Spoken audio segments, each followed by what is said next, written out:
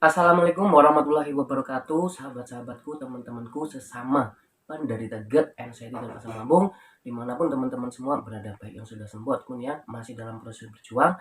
Dan terkhusus untuk teman-teman yang saat ini masih berjuang, saya doakan semoga lekas diberikan jalan kesembuhan. Amin ya robbal alamin.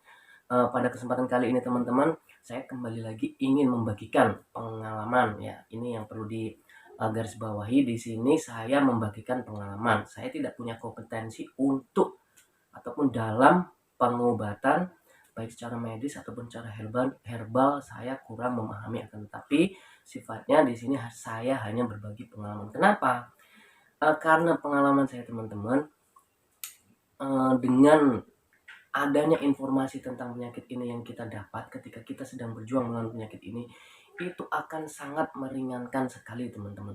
Itu yang saya rasakan dulu. Jadi ketika saya tuh mendapat informasi dari luar ataupun dari orang yang sama-sama mengalami, itu sangat menjunjung moral saya, dan di situ saya merasa ringan, beban saya jadi bebannya berkurang sehingga saya tuh lebih cepat untuk bangkit dari penyakit ini. Nah, itu yang menjadi dasar tujuan saya membagikan pengalaman saya kepada teman-teman. Jadi perlu digarisbawahi itu teman-teman ya.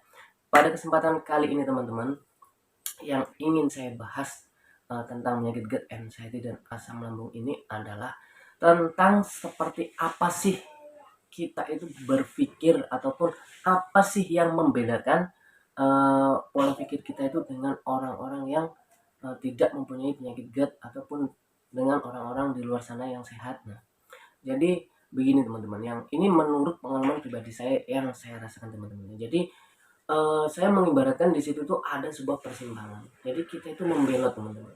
Nah, pola pikir kita itu membelot dari yang sewajarnya.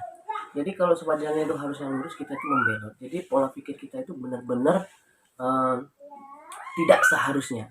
Nah, seperti itu teman-teman. Jadi katakanlah kasarannya itu seperti ini. Orang sehat, orang di luar sana itu bisa memandang suatu hal dari segala sudut ataupun segala sisi yang bersifat positif, akan tetapi tidak dengan kita teman-teman. Kita itu uh, memandang segala sesuatu itu selalu dari sisi yang negatif. Nah, di situ itu yang menurut saya faktor yang paling membedakan pola pikir kita dengan pola pikir orang yang di luar sana. Contohnya begini, ketika kita melihat ada yang janggal dari fisik kita gitu ya, orang yang normal itu akan memandangnya selalu berpikir positif, tapi tidak dengan kita. Kita yang mempunyai GERD, anxiety ini selalu berpikirnya ke arah negatif, membelot. Nah, seperti itu. Dan itu seperti sudah apa ya, menjadi program di otak kita. Jadi ketika ada hal-hal yang ditemui janggal, otak kita tuh selalu teriset ke arah yang negatif. Nah, itu yang harus kita rubah teman-teman. Itu sangat tidak mudah, tapi yang bisa merubah itu ya diri kita sendiri teman-teman. Caranya seperti apa? Caranya itu dengan kita mensugesti terus-menerus tubuh kita sendiri. Jadi tubuh kita itu perlu kita sugesti. Kenapa? Karena awal pertama pola pikir kita itu rusak ataupun sampai error seperti itu kan, itu karena sugesti yang terus-menerus teman-teman, ataupun dia tuh terlalu terporsir. Nah, jadi ini perlu juga saya bahas kepada teman-teman ini ya. Ini supaya kita itu gamblang kenapa sih semua ini bisa terjadi, dan itu saya adopsi dari pengalaman saya pribadi. Jadi ada banyak faktor ya yang melatar belakangi kenapa kita itu sampai terjerumus dalam lembah penyakit GERD, anxiety, dan asam lambung ini. Jadi faktor itu bermacam-macam. Pada intinya semua faktor itu mencerca tubuh kita ataupun menekan tubuh kita, raga kita, pikiran kita itu melebihi dari kapasitasnya. Jadi sehingga tubuh kita itu ingin mengeluh, tubuh kita itu ingin curhat dan ingin didengar. Nah, seperti itu teman-teman. Contoh kalau saya adopsi dari pengalaman saya pribadi teman-teman ya. Saya pribadi, menurut saya hal yang paling melatar belakangi saya dulu ketika tercetus itu adalah saya, pola pikir saya itu saya cenderung apa ya, perfeksionis. Perfeksionis itu sulit untuk menerima sebuah kekurangan. Jadi dalam setiap kegiatan, dalam setiap pekerjaan saya itu harus maunya perfect, semuanya itu tercover. Dan itu membuat pikiran saya itu bekerja secara keras ketika biasanya ini ya, biasanya seharusnya orang itu dalam mengerjakan sesuatu step by stepnya itu bekerja satu langkah sudah, maksudnya nanti berpikirnya itu bertahap, tapi tidak dengan saya. Itu saya akui, itu kelemahan saya. Dulu saya berpikir itu adalah sebuah hal yang bagus, tetapi semakin ke belakang saya menyadari bahwasanya tidak seharusnya seperti itu. Kenapa? Karena itu malah menyiksa diri sendiri. Jadi saya tuh lebih berpikirnya itu 3 step ke depan itu sudah saya cover begitu. Jadi ketika saya mau berangkat, misalkan mau kerja ke sebuah kota gitu ya, maksudnya di keluar kota gitu kan. Biasanya kalau orang normal berpikir berjalan aja, jalannya ke sana, nanti di sana dia pikir sana. Tapi tidak dengan saya. Saya itu mau berangkat ke sana, di sana itu sudah saya pikirkan di sana nanti bagaimana begini. Sebenarnya itu bagus, ada bagusnya juga, ada sisi positifnya. Tapi saya sarankan kepada teman-teman yang apa ya, yang mempunyai gut anxiety dan asam lambung ini, saya sudah mulai kurang-kurangi.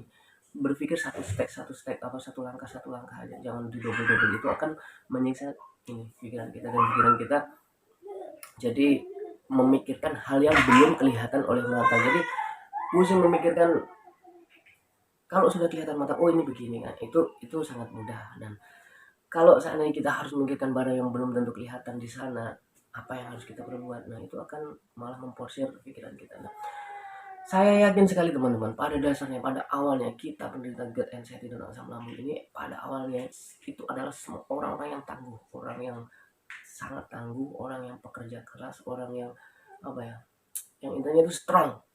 Nah, saking strongnya dia, kebanyakan dia itu tidak tidak care dengan badannya. Jadi dia tidak peduli dengan badannya, dia tidak peduli dengan pikirannya. Oleh sebab itu badannya itu protes, raganya protes, pikirannya protes. Nah, itulah bentuk protesnya, yaitu penyakit gut anxiety dan asam lambung ini. Dan pada saat kita terjerumus dalam penyakit gut anxiety dan asam lambung ini teman-teman, itu berarti kita harus mendengar, harus mulai memperhatikan kondisi raga kita, kondisi pikiran kita. Tidak bisa kita egois, tidak bisa kita egois. Dan kita juga ketika kita membutuhkan ataupun memerlukan badan kita yang sehat, kita juga harus merawat badan kita. Nah seperti itu. Jadi ada imbal baliknya begitu teman-teman. Dan udah di situ kita terima aja, di situ ibaratnya kita dengarkan aja badan kita itu lagi, raga kita lagi curhat, pikiran kita lagi curhat, dan kita sugesti positif. Jadi kita bantu raga kita untuk bangkit. Caranya bagaimana? Ya kita sugesti dengan hal-hal yang positif. Kenapa? Sugesti itu dampak perannya itu sangat besar sekali teman-teman. Jadi raga kita itu tergantung sugesti kita. Untuk penyakit gut anxiety dan asam lambung ini teman-teman ya, itu tergantung sugesti kita. Ketika kita mensugesti atau selalu mensugesti badan kita itu sehat dan membawa keluar, intinya beranggapan kita sehat, kita akan sehat teman-teman. Tetapi jika kita berpikir bahwasanya kita itu sakit, selamanya kita akan sakit teman-teman. Penyakit ini menurut saya itu benar-benar 80% ilusi. Jadi kita menyembuhkannya dengan sugesti. Seperti itu cara saya untuk mendorong model saya dulu teman-teman. Dan saya akui saya tetap mengkonsumsi, maksudnya saya berobat ke rumah sakit habis itu, tapi tidak terus-terusan. Jadi intinya semua itu saya imbangi teman-teman, karena mengingat sebenarnya itu keyakinan kita ini perannya sangat penting, keyakinan kita yang bisa menyembuhkan kita. Nah, seperti itu yang ingin saya sampaikan pada kesempatan kali ini teman-teman. Dan untuk teman-teman yang saat ini sedang berjuang, jangan pernah lelah untuk mensugesti diri sendiri. Jadi sugesti terus diri sendiri, kamu sehat, kamu kenapa, kamu ingin apa, sampaikan, dengarkan, ajak ngobrol, biarpun itu dalam ilusi, ajak badan kita tuh ngobrol. Kamu kenapa, bagaimana, udah kamu sehat, kamu yakin kamu tuh sehatnya. Seperti itu teman-teman. Dan mungkin pada kesempatan kali ini itu yang ingin saya sampaikan kepada teman-teman. Next kesempatan saya ingin membagikan pengalaman saya kembali pada teman-teman, supaya kita semua itu lebih cepat bangkit teman-teman semua bisa, yang sudah sembuh bisa menularkan kepada yang lain. Nah, seperti itu harapan saya teman-teman. Baiklah teman-teman, mungkin sekian dari saya. Kalau ada yang salah ataupun tidak sependapat ya, intinya kita di sini tuh tujuannya baik, untuk kebaikan teman-teman sesama menderita anxiety dan rasa mabuk. Nah, itu saja yang ingin saya sampaikan. Assalamualaikum warahmatullahi wabarakatuh.